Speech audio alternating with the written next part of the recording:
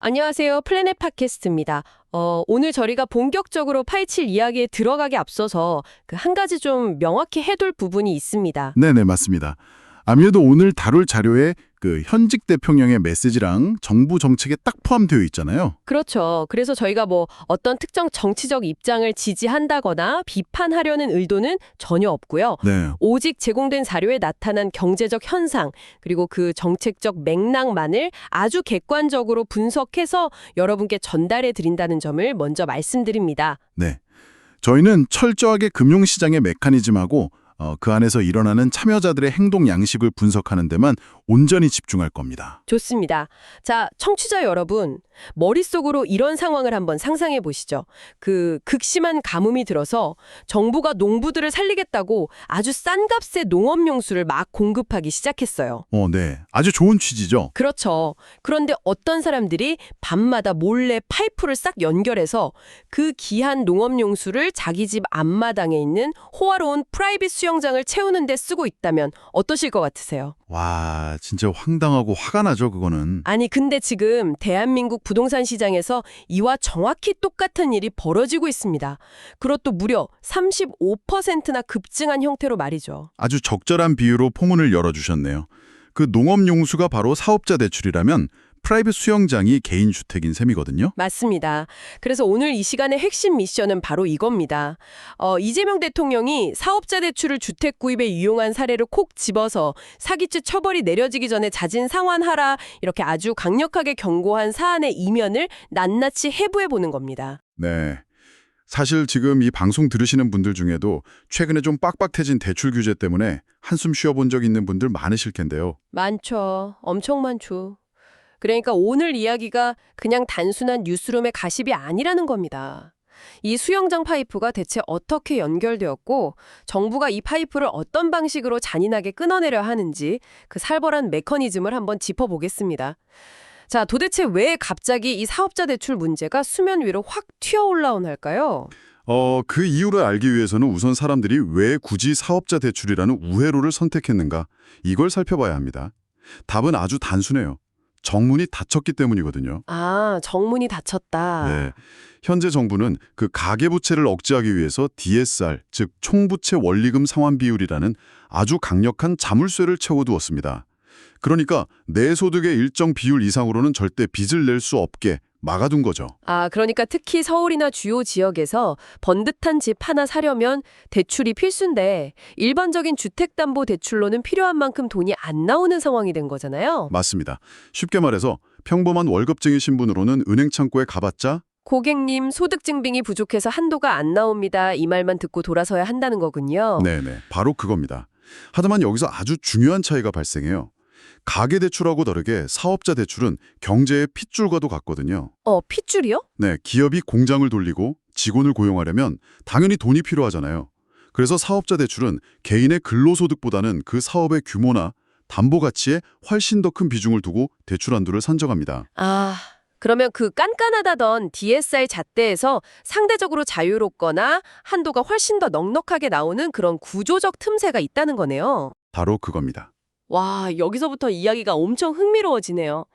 정문인 가계대출은 DSR로 꽉 막혀 있는데 뒷문인 사업자 대출은 사업 활성화라는 명분하에 한도가 확 열려 있다. 그렇다면 집을 사고 싶은 사람들은 갑자기 나도 개인 사업자로 둔갑하고 싶다? 이런 유혹을 강하게 느끼겠는데요. 네, 바로 그 유혹이 시장에 광범위하게 퍼진 겁니다. 작년 하반기 데이터를 보면요. 주택을 구매할 때 자금 조달 수단으로 이 사업자 대출을 사용했다고 신고한 사례가 전년 동기 대비 무려 35%나 급증했어요. 35%요? 아니, 잠깐만요. 이건 그냥 뭐 몇몇 개인의 일탈이라고 보기에는 너무 거대한 흐름 아닙니까? 갑자기 대한민국에 막 창업붐이 일어나서 너도 나도 사업을 시작한 게 아닐 텐데 말이죠. 그렇죠. 제 생각엔 이 정도 수치면 개인들이 뭐 알아서 빈틈을 찾았다기보다는 중간에서 이걸 기획하고 부추기는 세력이 있을 것 같거든요. 아주 예리하십니다. 사실 개인이 혼자서 사업자 대출 받아가지고 주택자금으로 돌려 쓰는 건 쉽지 않아요. 은행 직원들이 바보도 아니고요. 그러니까요. 서류 심사가 얼마나 까다로운데요. 네, 그래서 이 35%라는 숫자의 이면에는 이른바 작업대출 브로커들의 조직적인 개입이 있습니다. 작업대출 브로커요?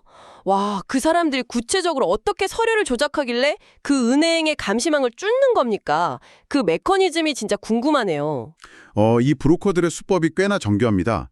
예를 들어서 집을 사려는 사람한테 약간 페이퍼 컴퍼니 수준의 가짜 개인 사업자 등록을 내게 만들어요. 아, 일단 사업자를 만들고? 네, 그러고 나서 그 사업체가 뭐 물품을 대량으로 구매했다거나 대대적인 인테리어 공사를 했다는 식의 가짜 세금 계산서랑 영수증을 아주 치밀하게 위조하는 거죠. 헐, 서류 위조까지요? 이 가짜 서류를 은행에 제출해서 사업 운영 자금 명목으로 거액을 대출받게 한 뒤에 그 돈을 주택 구매 대금으로 쫙 쏘는 겁니다. 브로커들은 이 과정에서 대출금의 한 2에서 5% 정도를 수수료로 챙겨가는 일종의 비즈니스 모델을 구축한 상태예요. 정말 기가 막히네요. 아까 제가 들었던 농업용수 비유를 다시 가져오자면 농부 행세하는 가짜 신분증 만들고 존재하지도 않는 트랙터 샀다고 위조 영수증까지 내서 정부 지원금 타낸 거랑 똑같잖아요. 정확합니다. 그래서 지금 정부가 이 사태를 단순한 규정 위반이 아니라 아주 심각한 금융 사기로 규정하고 칼을 빼든 겁니다. 아, 사기로. 네. 한정된 금융 자원은 정말로 돈이 필요한 소상공인이나 혁신적인 기업한테 흘러가야 맞잖아요. 그런데 그 자본이 생산적인 곳이 아니라 비생산적인 부동산 투기판으로 막 빨려 들어가는 전형적인 용도 외 유용이 벌어진 거죠. 그러네요. 이건 뭐 단순히 대출 규제 좀 피했다 이 수준을 넘어서 국가 경제의 자원 배분 시스템 자체를 망가뜨리는 아주 악질적인 행위입니다. 그렇게 들으니까 이 상황의 심각성이 확 와닿네요. 단순히 선 좀 넘은 꼼수가 아니라 그냥 시스템의 근간을 흔드는 범죄라는 거잖아요. 맞습니다. 자, 이 고조되는 위기감 속에서 이재명 대통령이 X, 그러니까 옛날 트위터를 통해서 연달아 날린 메시지들이 아주 큰 파장을 일으켰단 말이죠. 저희가 이 메시지들이 나온 타임라인이랑 그 워딩의 행간을 꼼꼼히 좀 뜯어볼 필요가 있습니다. 먼저 17일에 나온 경고부터 보죠. 17일 메시지의 핵심은요. 이 행위를 명확하게 범죄로 네이밍했다는 데 있습니다. 범죄로 네이밍했다. 제가 그 워딩을 자료에서 그대로 한번 인용해 보겠습니다. 금융기관에서 사업자금이라고 속이고 대출받아 부동산 투기자금으로 쓰면 사기죄로 형사처벌됩니다. 투기 이익은커녕 원금까지 손해보실 수 있습니다. 그리고 국민주권정부에서는 편법과 탈법을 결코 용인하지 않는다.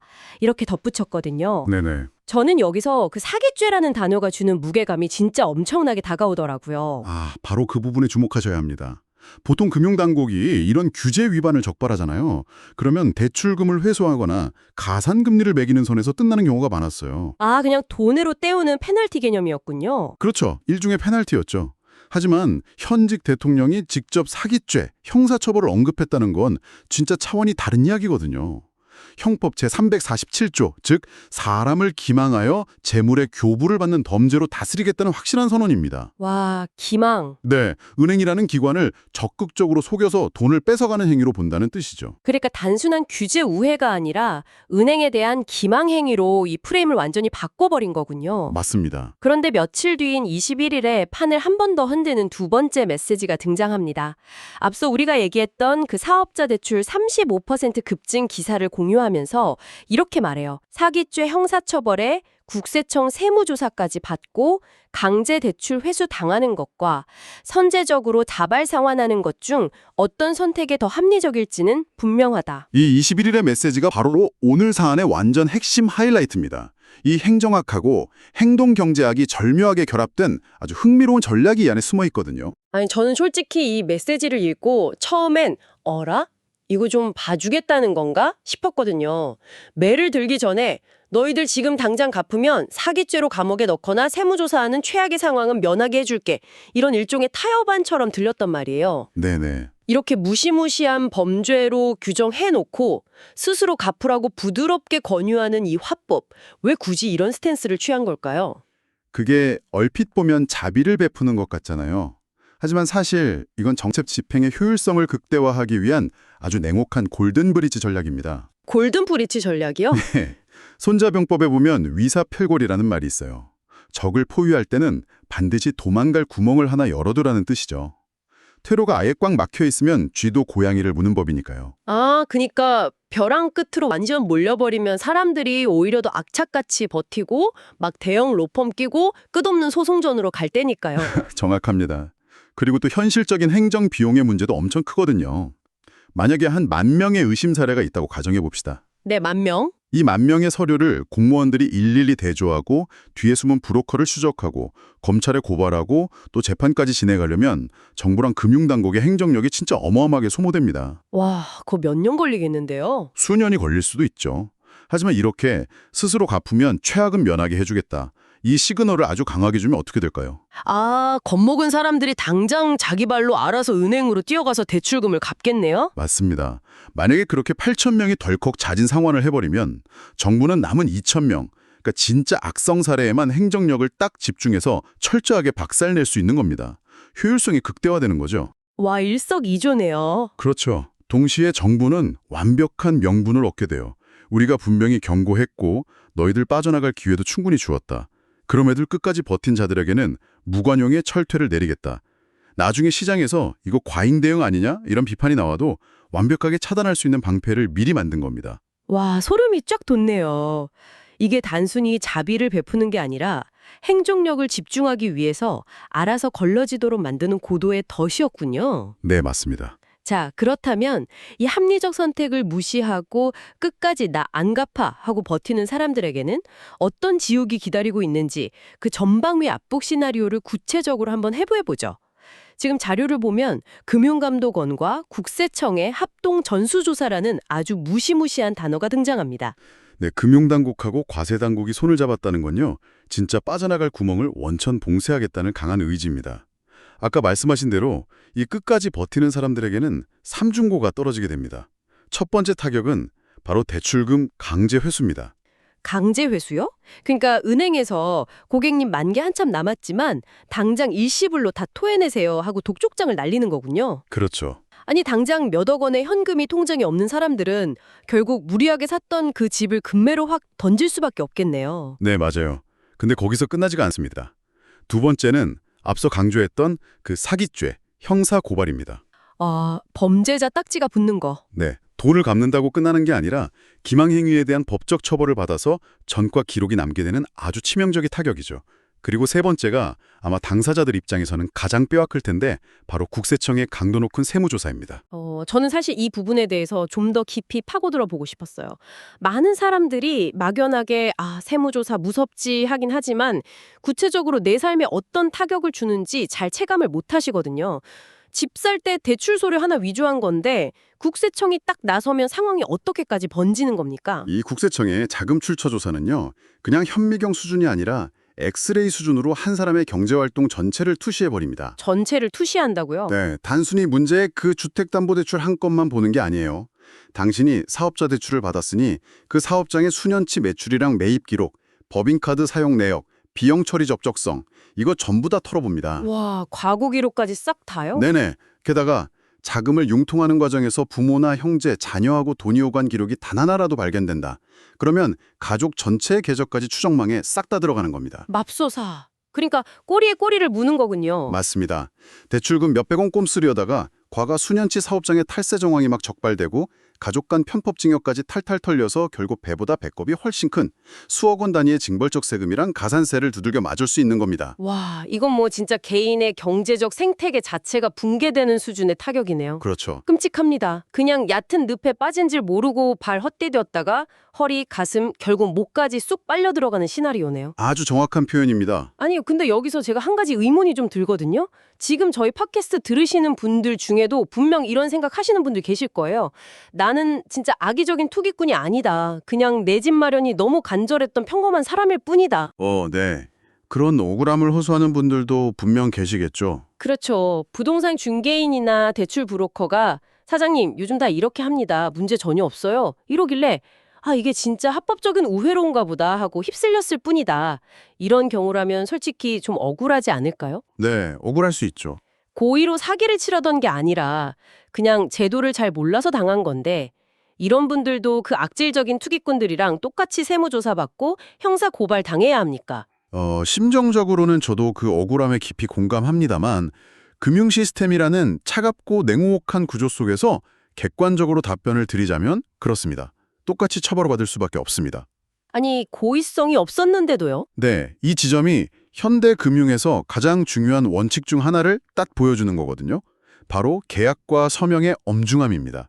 아, 서명의 엄중함. 서류가 조작되었든 중간에 브로커가 개입했든 최종적으로 은행 창구에서 그 서류를 제출하고 내 이름으로 서명한 주체는 결국 대출자 본인이잖아요. 아, 결국 내 손으로 도장을 찍은 거니까. 맞습니다. 만약에 정부가 몰라서 그랬다는 주장을 정상 참작 사유로 인정해주기 시작하면 어떤 일이 벌어질까요? 다들 자기는 몰랐다고 우기겠네요. 그렇죠. 적발된 모든 불법 대출자들이 나는 진짜 몰랐다. 브로커가 다 알아서 했다. 이러면서 변명하고 빠져나갈 엄청난 구멍이 생겨버립니다. 금융이라는 건 눈에 보이지 않는 신뢰, 그리고 정확한 팩트, 즉 계약서라는 문서로 굴러가는 시스템이거든요. 아, 문서로 굴러간다. 네, 행위 자체의 객관적 불법성이 명확하다면 그 이면의 개인적인 의도와는 상관없이 무조건 엄단이 내려질 수밖에 없는 구조적 이유가 바로 여기에 있는 겁니다. 와, 듣고 보니까 완전 고개가 끄덕여집니다. 서류에 도장을 찍었다는 건 그 서류에 담긴 모든 법적 책임을 지겠다는 무서운 약속이니까요. 아까 제가 말한 비유처럼 집에 불법 수영장 만들어 놓고 걸리니까 저는 배관공이 농업용수 끌어다 써도 합법이라고 해서 그냥 믿었을 뿐이에요. 이렇게 항변해봐야? 네네. 결국 그 수영장에서 따뜻하게 헤엄친 건 본인이니까 책임을 절대 피할 수 없는 거네요? 정확한 요약입니다. 금융시장에서 무지는 결코 면죄부가 될 수 없다. 이걸 아주 뼈아프게 가르쳐주는 대목이죠. 자, 어느덧 오늘 저희가 딥하게 파헤친 자료들을 마무리할 시간이 다가오고 있습니다. 오늘 쏟아진 정보들 여러분의 머릿속에 아주 선명하게 깔끔하게 요약해드리겠습니다. 네. 정부의 깐깐한 DSR 가계대출 규제를 피하기 위해서 상대적으로 한도가 넉넉한 사업자 대출을 끌어다 주택을 구매하는 꼼수가 시장에 무려 35%나 급증했습니다. 네, 엄청난 수치였죠. 이에 대해서 이재명 대통령은 단순한 규제 위반이 아닌 명백한 금융 사기로 프레임을 완전히 전환했습니다.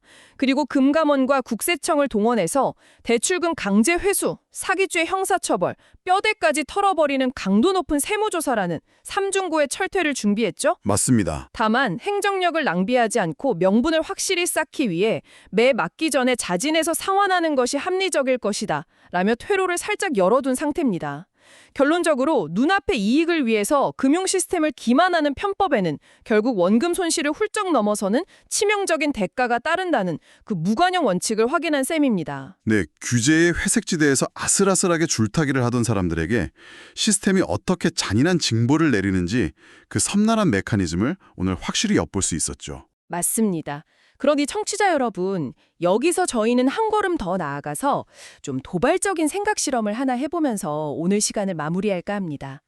도발적인 생각이요? 네, 만약에 정부의 이 섬뜩한 경고와 골든브릿지 전략이 시장에 제대로 먹혀들어서 수많은 꼼수 대출자들이 형사처벌이랑 세무조사를 피하려고 앞다투어 은행으로 막 달려간다면 어떻게 될까요? 와, 상상만 해도 엄청나네요. 그 대출금을 갚으려면 당장 수억 원의 현금이 필요한데 그 현금이 장롱에 있을 리가 없잖아요. 결국 무리하게 샀던 그 집을 시장에 급매로 던질 수밖에 없을 겁니다. 그렇죠. 설려면 던져가죠. 이들이 살기 위해 내놓는 매물들이 시장에 폭포수처럼 막 쏟아진다면 그동안 이런 영끌, 비투, 불법적인 우회대출로 간신히 위태롭게 떠받쳐져 오던 그 일부 부동산 시장의 가적 거품은 과연 어떻게 될까요? 진짜 큰 파장이 일겠네요. 네, 정부의 이 강력한 충격요법이 영원할 것만 같았던 우리 사회의 부동산 불패 신화에 어떤 균열을 만들어낼지, 거품이 쫙 걷히고 탁화물이 다 빠지고 난 뒤에 그 바닥에 드러날 대한민국 부동산 시장의 진짜 맨 얼굴은 과연 어떤 모습일지 여러분 각자가 한번 곰곰이 상상해 보시기 바랍니다. 네, 저도 아주 흥미롭게 지켜봐야겠습니다. 네, 이 질문을 끝으로 오늘 집중 분석은 여기서 마치겠습니다.